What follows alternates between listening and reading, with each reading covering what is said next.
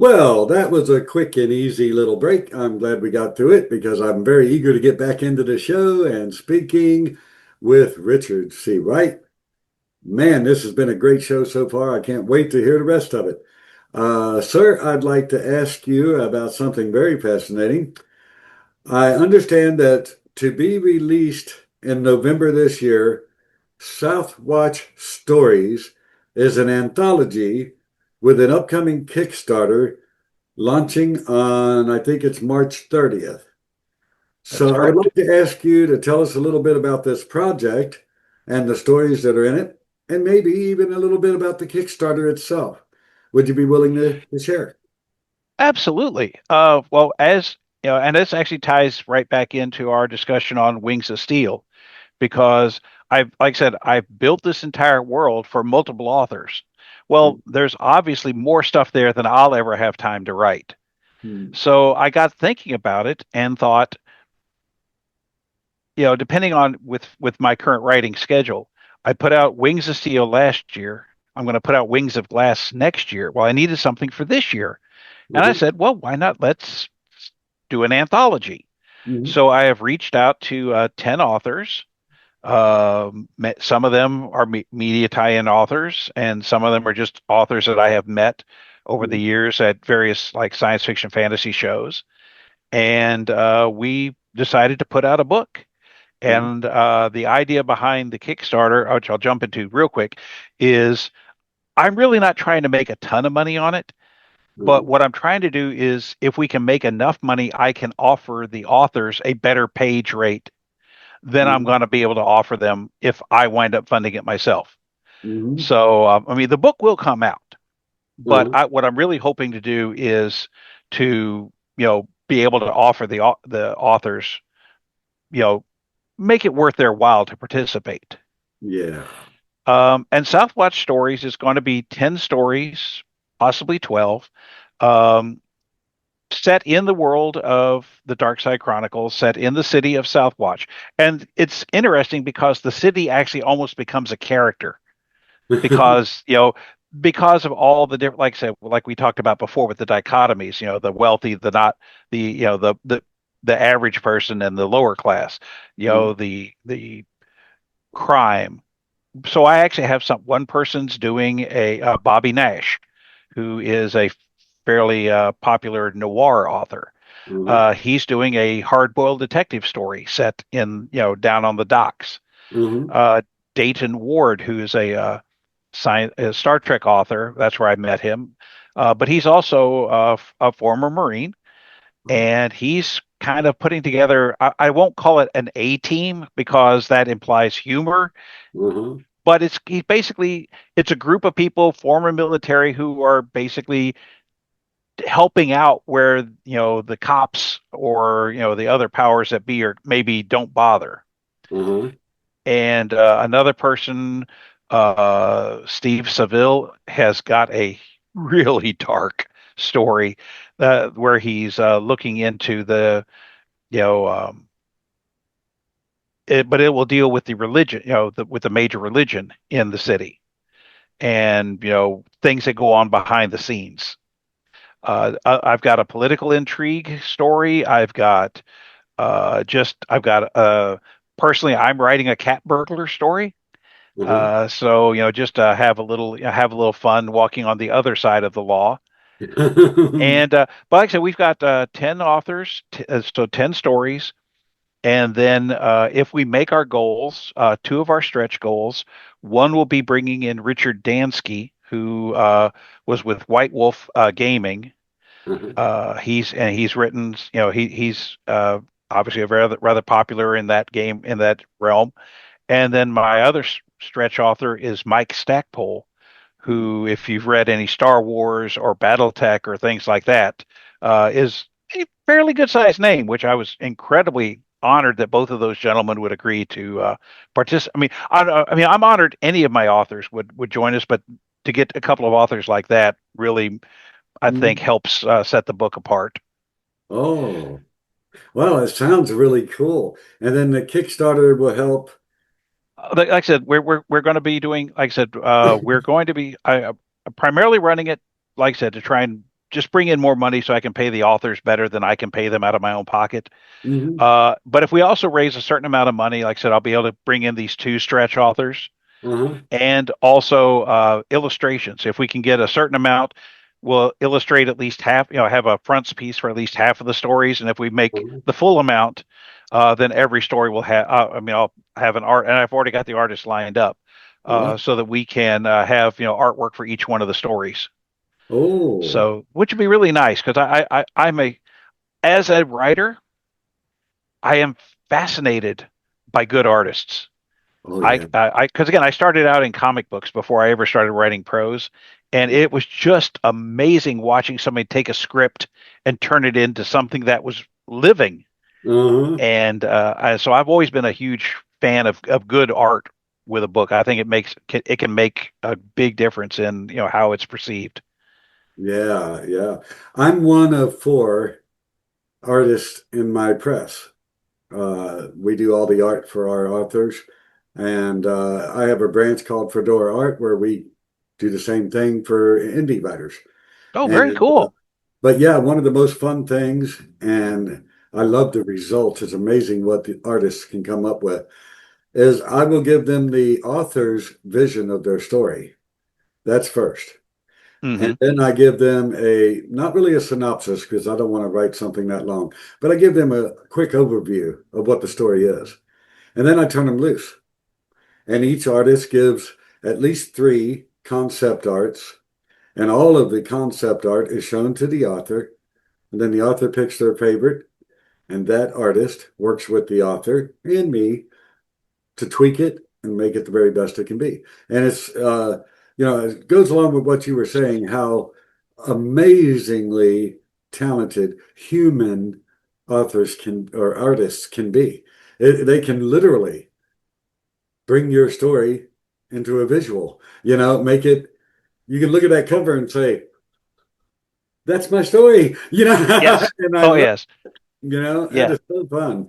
And I actually with Cry Havoc, I did manage to get a couple of artists, one Zugovea and another one Rock Baker, Uh-huh, and they did interior artwork to go along with Cry Havoc. So they gave me, so each one of them did a picture of one of the three uh, mystery women. uh-huh, And then, we had to kind of pick and choose, which one was going to be the opening one and which was going to be the smaller art, to kind of uh-huh. close out the story. And the designer did a really nice job laying it out so that I thought it was very well done. I'm very happy with Cry Havoc when I got the proofs, Mhm. and I'm hoping that the readers will enjoy it also. Yeah, it does sound like a really cool story. I when I was doing the research on Amazon, I've got to confess that is the first one headed to my TBR. And a lot of the reason, and for me, this is just me, but a lot of the reason is during our conversation, it's not there yet, but by the time this is released and the audience sees it, I've already shown that cover to the audience. And Hmm. I love it. It's a fantastic cover. It really is. Very eye-catching, very intriguing. It's everything a cover should be. And I think it's fantastic. And the name of the artist that did that cover was Is Astor Alexander. Esther Uh, Alexander. and I actually found him by serendipity, Mhm. but he did a series of artwork that got posted where he did Disney Princess Noir. Oh.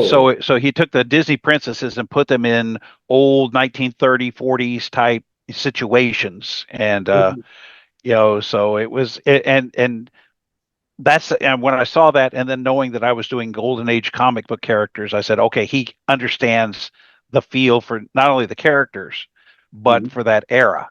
So he knocked out the cover, and it turned out I was very happy to get it. Oh, yeah, it is. It's a great cover. Well, just for the sake of our show, um, well, I'm going to stick this in there because, oh, far be it for me to plug myself. Oh, I please. usually do it for my press. I've got a small publishing house. It's me plus very few. I certainly understand shallow pockets. I pay the writers everything I can. I do provide what I think is probably, if not the best, it's one of the best royalties in the industry. Um, I really try to do right, but you're right. It's hard, to come up with the money. The hard part for me, A, finding people with skills, and B, being able to afford them, is the editors. Hmm. I did a GoFundMe to try to help get a little money towards some of these editors. And it's been warm. It hasn't been hot, but oh well. But I totally can understand why you would do a Kickstarter. And I love that it was very clear that you didn't look to fill your pockets from this Kickstarter. You're thinking about your authors. And I think that's wonderful. That's fantastic. I love your collaborative frame of mind to bring in these authors. I love why you're doing it. I think it's brilliant. And here comes the plug. I don't know if you do this, but I'm a published author. I'm a nobody from Kentucky. But if you were to do a Google search for Rod Gilley or RDG Books Press, I'm kind of proud to say the first 7 pages are all me, and you can learn a little bit about me.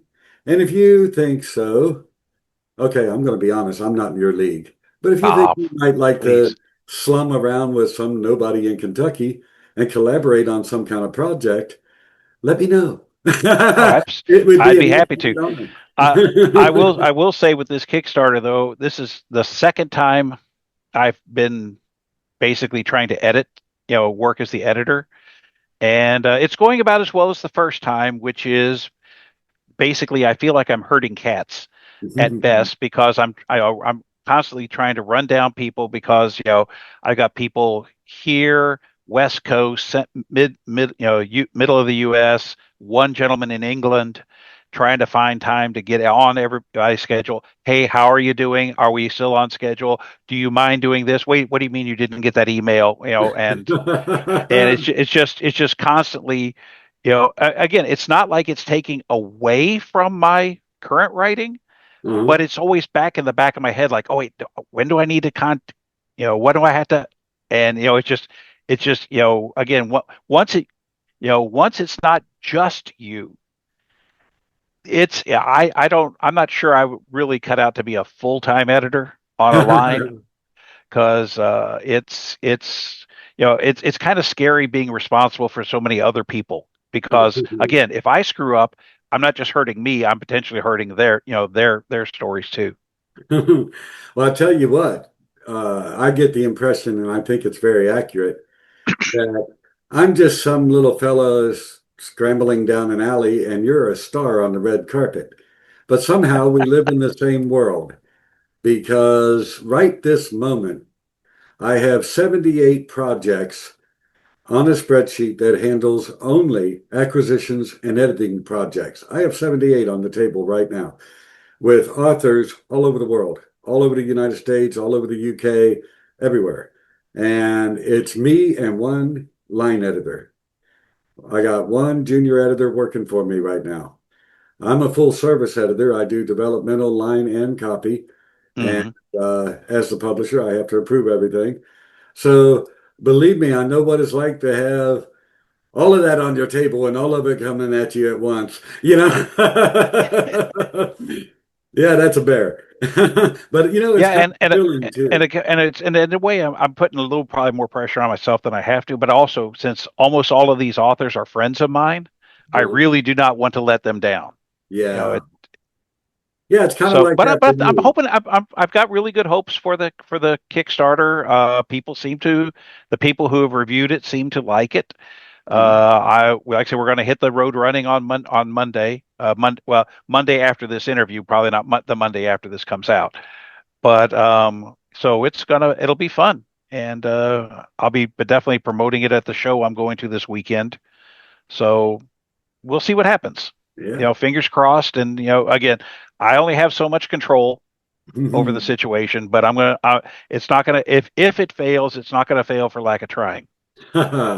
Well, I tell you what, I'm very eager to see it, learn about the project. I'll get into it as best I know how. I don't know much about Kickstarter, But if I can find my way to it, my press will make, it's not going to dazzle you, but my press will make a donation to help your Oh, project. I believe in it. we It's appreciate it. absolutely. I am certainly never going to turn down any donations. Again, it won't dazzle you. I have Right. very shallow pockets, but I put money where I think it's really well invested. And It that sounds like a that project I'd like to help along. Yeah. again, I'm never gonna degrade anybody for donating what they can, because again, we all are at different places in life. I I have a little more free time and maybe a little more free cash now that I'm retired. Mhm. But it's there's no I mean, but I'm not going to tell. Oh wait, you couldn't donate $500. I don't want to talk to you. I'm not. I wasn't that kind of guy back then. Why would I be now? Yeah, that's part of what I believe in. Probably the biggest part I believe in that project. Why, it's you. The thoughts you've shared here talking about it. That's what gave me the idea that I would like to try to be supportive in that. Uh, you seem very genuine, incredibly intelligent, very creative, all the things I like and respect, and I appreciate that. well, I don't want us to run out of time, so I'm going to jump ahead to the next segment of my show. This one's always fun. I always love this part, and I think the audience loves it because this is the part where I shut the hell up and I give the guest the opportunity to speak directly with the audience, and you may share anything you like. Well, I actually since I will take advantage of this because, as I mentioned to you during the break, I am a member of SIFWA's Writer Beware, which is SIFWA's anti-scam committee. It consists of Victoria Strauss, who is our chairman, Michael Capabianco, and myself, and that's it. That's the whole committee. And we are part of SIFWA's outreach to authors to help them. I can't really call them scammers. Our lawyers get very nervous when you do that, but I can say we help people avoid less than helpful publishers, editors, publicists, agents, etc. Because there is a large contingency of people out there who live to separate authors from their money Mhm. and return as little as possible to them. Luckily, some of the worst offenders, like when I first got started, are no longer in business. Mhm. But that just means they've been taken over by bots Mhm. because, oh, I don't even want to think about how many, just ever since I announced the Kickstarter, how many bots I've got approaching me offering to help me do my campaign for a small fee, or we could help you make a better video for a small fee, or we will help get all this information out to our people for a small fee. Mhm. So if any of your listeners are new authors or maybe not so new authors and want to learn more about Writer Beware, our mission, and what we can do for you, because we don't care if you're in SIFWA or not, because first off, Writer Beware is supported by the Science Fiction Fantasy Writers Association, the Horror Writers Association, the Romance Writers Association, the Mystery Writers, a lot of different writer groups come together to give us a hand. Yeah. And but you don't have to be a member of any of those organizations to reach out to Writer Beware. All right. And we will let you know based on evidence that we have. We'll tell you, yeah, that's a really good author, or I mean, it's a really good agent. You definitely. Now, we're not going to tell you which agent to go with Uh-huh. because that's a personal choice. Yeah. But we will certainly tell you, yeah, would think about that before I would, Uh-huh. respond to that one. And you can reach us.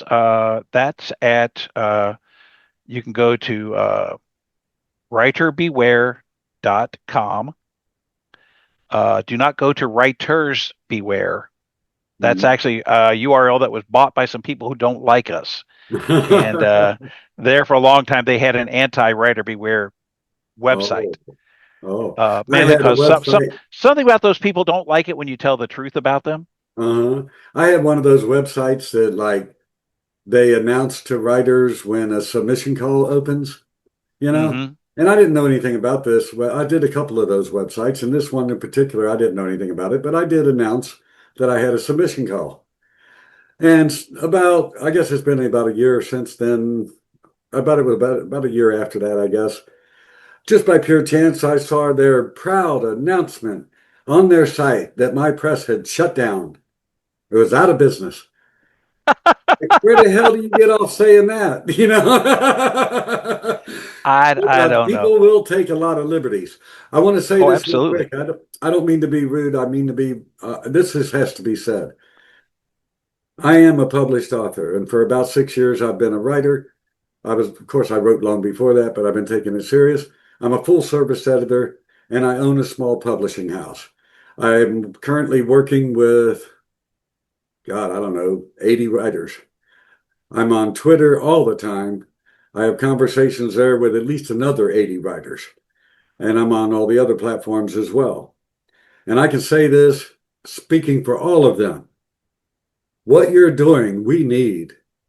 Because from my first moment as a writer to this day, I run into crooks, liars, thieves of every kind, and everyone I know runs into them. I've known very excellent writers who were extremely wonderful people who paid out, let's say, £1,000 to an editor who provided absolutely nothing.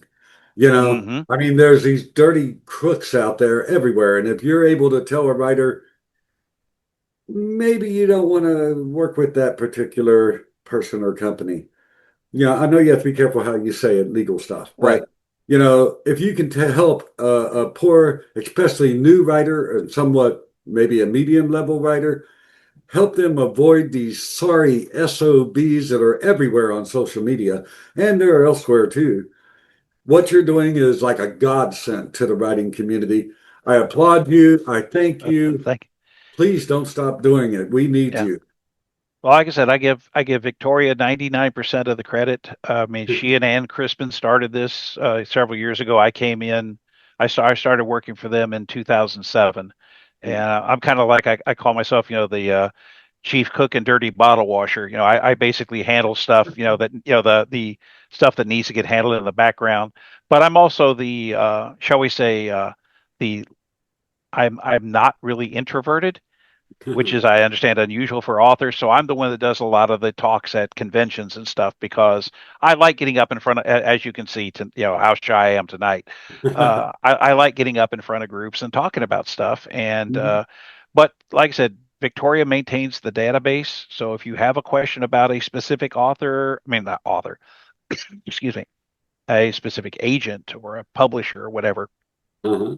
she can tell you, look, we've gotten X number, we've gotten a bunch of complaints, or hey, no, everything we've heard about them has been pretty good. I mean, Mhm. obviously we're not perfect. Things could change. People come, people go. Mhm. Excuse me. But we do our best to keep up on what's going on, especially now that we've started taking more interest in uh, self-pubbers because there's a whole cottage industry that's arisen out of nowhere Mhm. targeting self-publishers, Oh, especially absolutely. all these book publicists and, Mhm. people who say that they'll get you onto their mailing lists. Oh, yeah. And, it's just, or the big thing now is like people reaching out to me is book clubs. Oh, I represent such and such book club and Uh-huh. we would like to feature your book at our next meeting. I'm like going, great. So do so. I mean, that's the whole point of a Yeah. book club. But then they Yeah. start going, but we'll need, money to, properly, we need to go out and purchase your books. I'm like going, you know, book club should be buying my book. That's how I make money. Uh-huh. But and Yeah. the sad part is some of these are actually using real names of real book clubs, but they'll change the email address. Uh-huh. So when you do a search, it looks like it's a legitimate book club. But Mhm. if you actually dig down a little deeper, no, the email is coming from somebody who has nothing to do with the club. Yeah. They've just stolen their name. Every single morning. I think I've said somewhere in this video, I'm pretty much a nobody from Kentucky.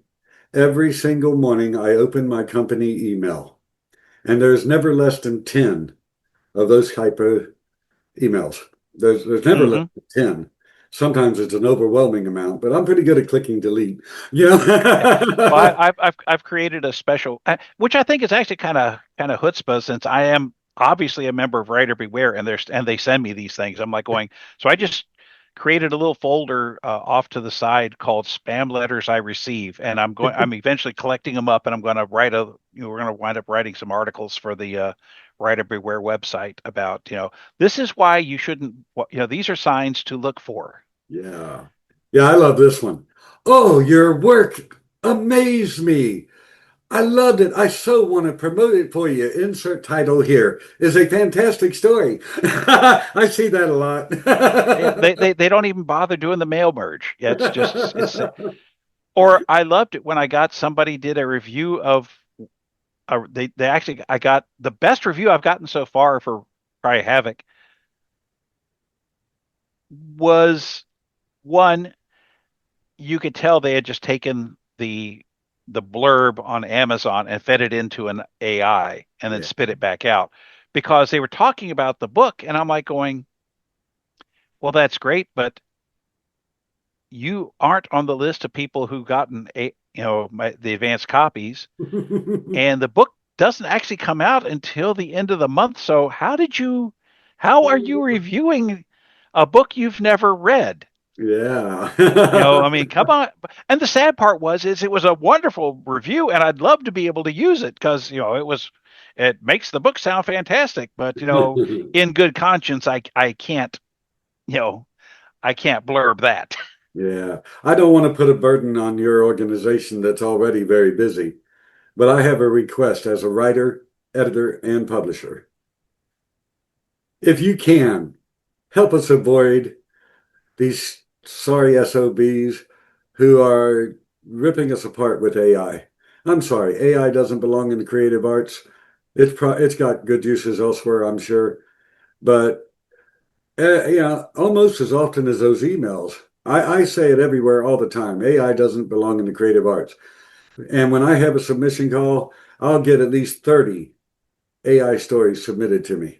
And I'm like, Hmm. I was honest with you up front. I don't want to read this stuff. I sure as heck won't publish it. So why are you wasting both of our time? So if you can help deter that, yay again. Well, But I do. It's it's not a under our committee, but I do know that there are committees in all of the writers groups who are looking into AI and, appropriate and inappropriate uses as far as our Mhm. organizations are concerned. Because again, AI in and of itself is not a bad thing. There are things that it's really, really good at. I just agreed. I'm not a big fan of AI in the creative arts. Yeah, yeah. I mean, it's probably wonderful in medicine. It's terrifying in the military, And but as far as crunching big numbers for business and yeah, things like that, it's perfect. yeah. But creative is a human thing. And that's where I stand. And I don't argue with people, but I'm very stubborn. That's where I stand. Hmm. I'm afraid we're going to run out of time. I'm hoping we can get this in because I'm sure everyone in the audience is on pins and needles. Could you share your website, your social media, any way that people can reach out and say hello?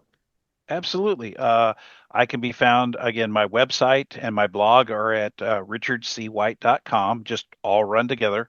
Mhm. And I'm mostly these days on X / Twitter, whatever you want to call it, because I Uh, still call it tweeting. I'm never calling it Xing. And I'm I go by the handle of Nightwolf Writer, uh, or just Richard C. White. I mean, either one work comes up as me. And then I do have a Facebook page where it's author Richard C. White, Mhm.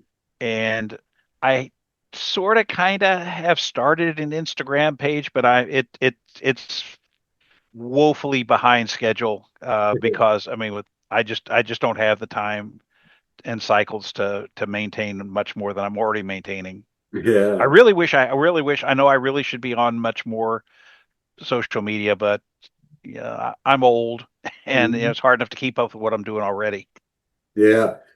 Well, as a general rule, overall, in everything I do, I believe quality is far better than quantity. So, do what you can do, just do what you're already doing, do the best that you're able to do, you know. Yep. And that's how I feel.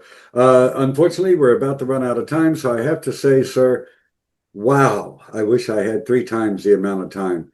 We haven't even scraped the top of the iceberg of all the things we could talk about.